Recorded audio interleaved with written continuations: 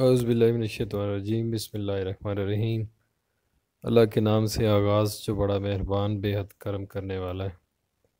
حضرت علی کرم اللہ وجہ الکریم کا فرمان علی شان کہ دولت، طاقت اور اقتدار ملنے کے بعد انسان بدلتا نہیں، بے نقاب ہوتا ہے۔ تو عزیز طلبہ، جو آج کا ہمارا موضوع اظہار ہے وہ آپ کے سال دوم میں شامل مولانا الطاف حسین حالی کی نظم اسلامی مساوات، اس کے بند نمبر 3، 4 اور 5 کے اوپر ہم نے بات کرنی ہے۔ اس سے پہلے اس کے جو پہلے اور دوسرے بند کے اوپر ہم جو لاسٹ لیکچر تھا اس کے اوپر بات کر چکے ہیں۔ اس کا تیسرا بند ہے: پریشاں اگر قحط سے ایک جہاں ہے تو بے فکر ہے کیونکہ گھر میں سما ہے۔ اگر باغ امت میں فصل خزاں ہے تو خوش ہیں کہ اپنا چمن گل فشاں ہے۔ بنی نوح انسان کا حق ان پہ کیا ہے، وہ ایک نوح بشر سے جدا ہے۔ مشکل الفاظ کے معنی: سب سے پہلا لفظ ہے بیٹا سما۔ سما سے مراد ہے سامان۔ اس کے بعد ہے فصل خزاں۔ فصل خزاں کے معنی ہے خزاں کا موسم، بدحالی، زوال۔ اور اس کے بعد اگلا لفظ ہے گلفشاں۔ گلفشاں سے مراد ہے پھول بکھیرنے والا۔ اس کے بعد لفظ ہے بیٹا نوح بشر، اس سے مراد ہے انسانوں کی قسم۔ اب اس کے مفہوم اور تشریح کی طرف آتے ہیں۔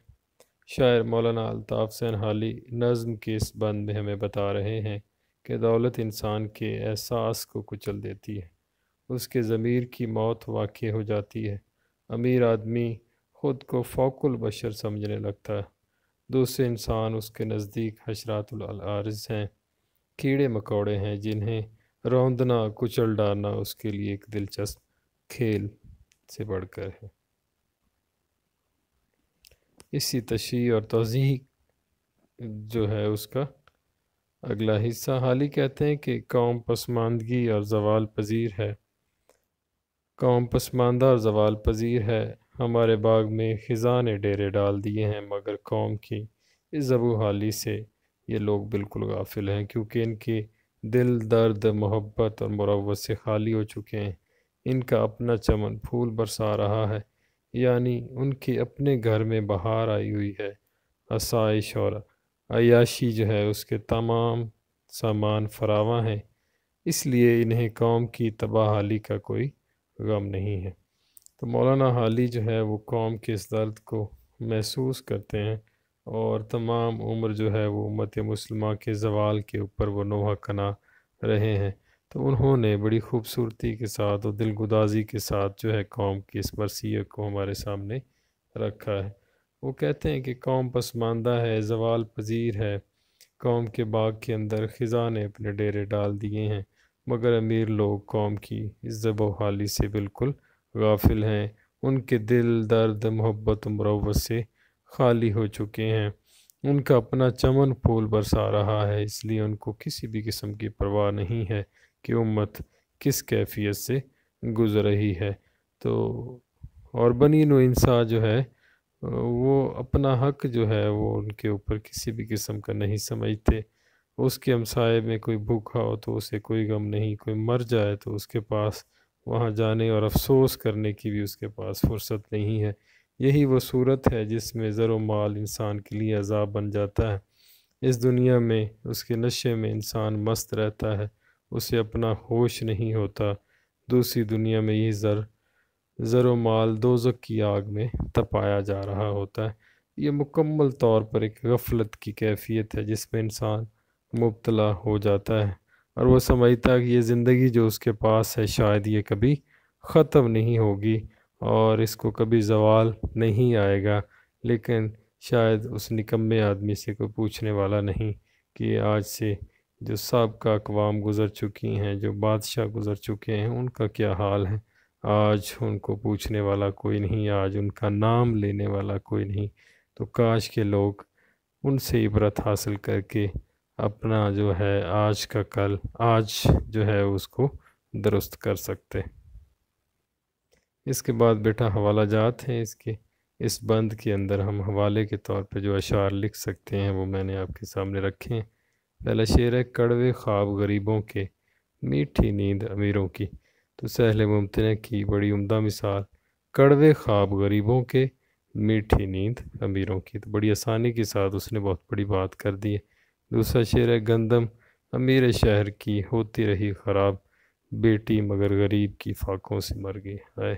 اور دردناک معاشرتی المیہ اس کے اندر بیان کیا گیا ہے۔ تیسرا شعر بیٹا: صدا عیش دوراں دکھاتا نہیں، گیا وقت پھر ہاتھ آتا نہیں۔ بہت بڑی حقیقت بیان کر دی ہے شاعر نے شعر کے اندر۔ چوتھا شعر ہے: درد دل پاس وفا جذبہ ایماں ہوتا ہے، آدمیت ہے یہی اور یہی انسان ہونا۔ تو یہ بڑی ایک حقیقت بیان کی ہے شاعر نے اس کے اندر۔ پانچواں شعر ہے: آدمی کے پاس سب کچھ ہے مگر ایک تنہا آدمیت ہی نہیں۔ تو باقی سب کچھ ہے لیکن جو چیز ہونی چاہیے تھی آدمیت وہ اس کے پاس نہیں ہے۔ چوتھا بند: کہاں بندگان ذلیل اور کہاں وہ بسر کرتے ہیں بے غم قوت و نا، وہ پہنتے نہیں جز سمور و قطاں، وہ مکاں رکھتے ہیں رشک خلد جناں، وہ نہیں چلتے وہ بے سواری قدم بر، نہیں رہتے بے نغمہ و ساز دم بر۔ اب آتے ہیں اس بند کے مشکل الفاظ کے معنی کی طرف۔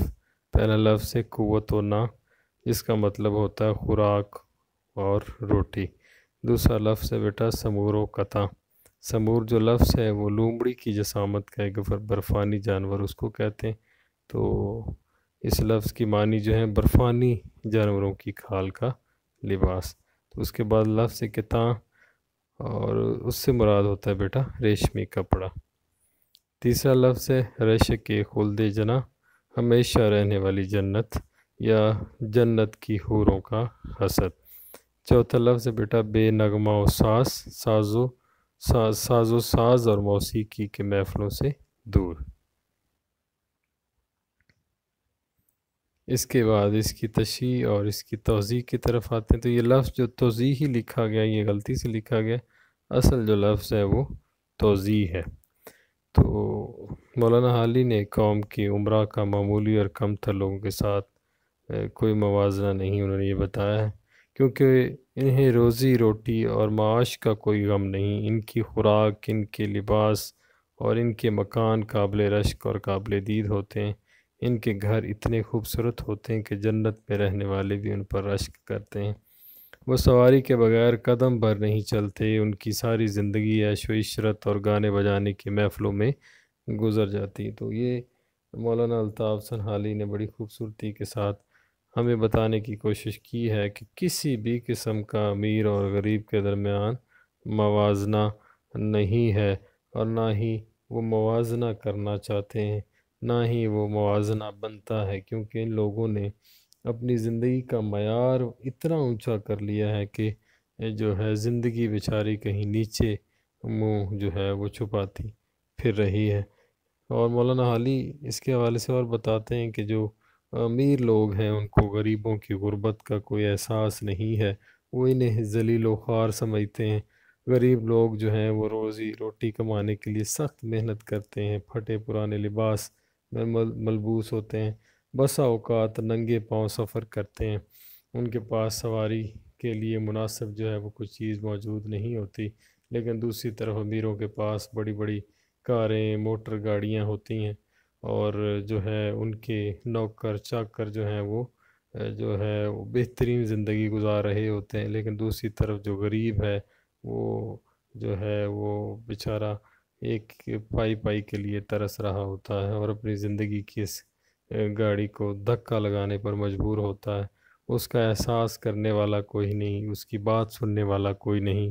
تو احساس مروت جو ہے وہ ان انسانوں کے اندر سے اللہ تعالیٰ جو ہے وقتی طور پہ نکال لیتا ہے، لیکن یہ لوگ سمجھتے ہیں کہ شاید ہم اسی طرح زندگی گزارتے رہیں گے اور ہم سے پوچھنے والا کوئی نہیں ہوگا۔ لیکن ایسے غافل لوگوں کے لیے اللہ تعالیٰ کی جو پکڑ ہے وہ بڑی شدید ہے، اور جلد یہ لوگ اللہ کی پکڑ میں آنے والے ہیں۔ اس کے بعد حوالہ جات ہیں کہ اس درد کی دنیا سے گزر کیوں نہیں جاتے، یہ لوگ بھی کیا لوگ ہیں مر کیوں نہیں جاتے۔ دوسرا شعر غریبوں کے جہاں میں وقت بھی تھم تھم کے چلتا ہے، کبھی صبحیں نہیں ہوتیں کبھی شامیں نہیں ہوتیں۔ تیسرا شعر ہے، کب ڈوبے گا سرمایہ پرستی کا سفینہ، دنیا ہے تیری منتظر روز مکافات۔ چوتھا شعر ہے بیٹا، ابھی سن لو تو شاید سن سکو تو تم، ابھی سن لو تو شاید سن سکو تم دل کے نغموں کو، کہ اب اس کی صدا کچھ خود بخود کم ہو جاتی ہے۔ تو سہل ممتنع کی عمدہ مثال، بہت خوبصورتی کے ساتھ یہ شعر شاعر نے ہماری سماعتوں کی نظر کیا۔ اب دیکھتے ہیں اس لیکچر کا اگلا حصہ۔ اس کا 5واں بند ہے بیٹا، کمر بستہ ہیں لوگ خدمت میں ان کی، گل و لالہ رہتے ہیں صحبت میں ان کی، نفاست بری ہے طبیعت میں ان کی، نزاکت سو داخل ہے عادت میں ان کی، دواؤں میں مشن کی اٹھتا ہے ڈھیروں، وہ پوشاک میں عطر ملتے ہیں سیروں۔ تو سب سے پہلے اس کے مشکل الفاظ کی طرف آتے ہیں۔ کمر بستہ، اس سے مراد ہے پیار رہنا۔ اس کے بعد بیٹا نفاست سے مراد ہوتی ہے صفائی پسندی۔ اس کے بعد ہے نزاکت سے مراد ہے نرم و نازک ہونا۔ اس کے بعد لفظ ہے بیٹا مشک سے مراد ہے خوشبو، اور پوشاک کا مطلب ہے لباس۔ اوپر ایک لفظ ہم سے سکپ ہو گیا، گل و لالہ، تو یہ ہے گلاب اور لالے کے پھول جیسے لوگ۔ اب آتے ہیں اس کی تشریح و توضیح کی طرف۔ یہاں بھی توضیح ہی لکھا گیا، لفظ توضیح ہے۔ امیروں کے پاس عیاشی، تن آسانی اور آرام و ستائش کے سامان اس قدر زیادہ ہوتے ہیں کہ ایک عام آدمی اس کا تصور بھی نہیں کر سکتا۔ ہر وقت لوگ ان کی خدمت میں کمر بستہ رہتے ہیں، ان کی زندگی خوشبوؤں کے حصار میں گزرتی ہے، ان کے قیمتی اور ریشمی لباس عطر میں بسے رہتے ہیں، نفاست و نزاکت ان کے طبیعت کا خاصہ ہوتی ہے، وہ اپنے علاج معالجے کے لیے قیمتی دوائیں استعمال کرتے ہیں، الغرض کہاں ان کی شگفتہ و شاداب زندگی اور کہاں غریبوں کے کانٹے بھرے روز و شب۔ یہ بھی ایک معاشرتی المیہ ہے جو مولانا الطاف حسین حالی نے ہمارے سامنے رکھ دیا ہے۔ وہ یہ بتانے کی کوشش کرتے ہیں کہ جو امیر لوگ ہیں وہ تن آسانیوں کی وجہ سے بہت نرم و نازک ہو جاتے ہیں، ان کی طبیعت کے اندر نزاکت آ جاتی ہے۔ کسی غریب اور پھٹے حال انسان کا قرب جو ہے ان کے مزاج کے اوپر گراں گزرتا ہے، وہ کوئی کام بھی اپنے ہاتھ سے کر نہیں سکتے، وہ تندرست رہتے ہوئے بھی بیماروں کی سی زندگی گزارتے ہیں۔ اگر وہ کبھی بیمار ہو جائیں تو ان کے لیے قیمتی دوائیں ہر وقت تیار رہتی ہیں، اور دوائیں اتنی خالص ہوتی ہیں کہ ان کے اندر سے جو ہے وہ خوشبو آ رہی ہوتی ہے، اور ایک اتنی قیمتی خوشبو ہوتی ہے جو کہ مشک کی خوشبو ہے، وہ ہر وقت استعمال کرتے ہیں۔ ان کا لباس جو ہے عطریات کے اندر بسا رہتا ہے، وہ جدھر سے گزرتے ہیں پورا ماحول خوشبو کے اندر نہا جاتا ہے۔ یہ مولانا الطاف حسین حالی نے ایسے امیر لوگوں کی زندگی کے حوالے سے ایک نقشہ کھینچا ہے ہمارے سامنے، تو وہ بتانے کی کوشش کرتے ہیں کہ ایسے لوگ بظاہراً تو بڑی خوشگوار زندگی گزار رہے ہوتے ہیں، لیکن ایسے لوگوں کی روح کے اوپر بڑا بوجھ ہوتا ہے، اور ایسے لوگ جو ہیں اندر سے مکمل طور پر ٹوٹ پھوٹ کا شکار ہوتے ہیں۔ تو مقابلہ کوئی نہیں ہے غریب اور امیر کا، لیکن غریب تو فٹ پاتھ کے اوپر اخبار بچھا کر بھی سو جاتا ہے، لیکن اس طرح کے جو امیر لوگ ہیں ان کو نیند کی گولیاں کھانے کے باوجود نیند نہیں آتی، کیونکہ ان کے ضمیر کے اوپر بہت زیادہ بوجھ ہوتا ہے۔ تو حضرت علی کا فرمان ہے کہ اللہ کی زمین پر انسان کا صرف اتنا حق ہے، اگر وہ لیٹے تو پورا آ سکے۔ تو ان کم بختوں کو یہ چیز سمجھ لینی چاہیے کہ یہ محل، یہ گاڑیاں، یہ خوشبوئیں، یہ عطر، یہ چیزیں ان کے ساتھ نہیں جائیں گی، صرف ان کے اعمال ان کے ساتھ ہوں گے، اور صرف 2 گز کی قبر ان کا کل اثاثہ ہوگی، اور وہ بھی قسمت والے کو نصیب ہوتی ہے۔ آخر میں ان کے حوالہ جات، اگر نہ زہرہ جبینوں کے درمیان گزرے تو پھر یہ کیسے کٹے زندگی کہاں گزرے۔ دوسرا شعر، سوچو تو سلوٹوں سے بری ہے تمام روح، دیکھو تو ایک شکن بھی نہیں ہے لباس میں۔ تیسرا شعر، کتنا نازک ہے وہ پری پیکر جس کا جگنو سے ہاتھ جل گیا۔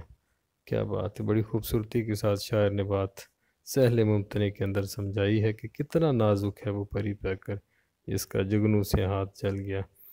اس کے بعد ایک نثری حوالہ ہے حدیث مبارکہ کا کہ جس نے شہرت و ناموری کا لباس پہنا، اللہ تعالیٰ اسے قیامت کے دن اسی جیسا لباس پہنائے گا، پھر اس کپڑے میں آگ لگا دی جائے گی۔ اللہ، بڑی دردناک صورتحال ہے ایسے لوگوں کے لیے، اور بڑا سخت عذاب ہے اگر یہ لوگ سمجھ جائیں تو۔ میں امید کرتا ہوں بیٹا آج کے لیکچر کی آپ کو اچھی طریقے سے سمجھ آئی ہوگی، اور جتنے بھی اہم نکات تھے موضوع کے حوالے سے وہ آپ کی سمجھ میں آ گئی ہوں گے۔ تو میں آپ سب کے لیے دعا گو ہوں کہ اللہ رب العزت آپ کو اپنے حفظ و امان میں رکھے، آپ کی اور آپ کے اہل خانہ کی حفاظت فرمائے، ہر قسم کی آزمائش سے، ہر قسم کی وبا سے آپ سب کو محفوظ رکھے۔ تو اب تک ہم نے 5 بند جو ہیں ان کے اوپر بات کر لی ہے، تو اگلے لیکچر کے اندر جو اس کے باقی ماندہ 2 بند ہیں اس پر ہم بات کریں گے۔ تب تک کے لیے اللہ حافظ۔ اللہ آپ تمام لوگوں کا حامی و ناصر ہو۔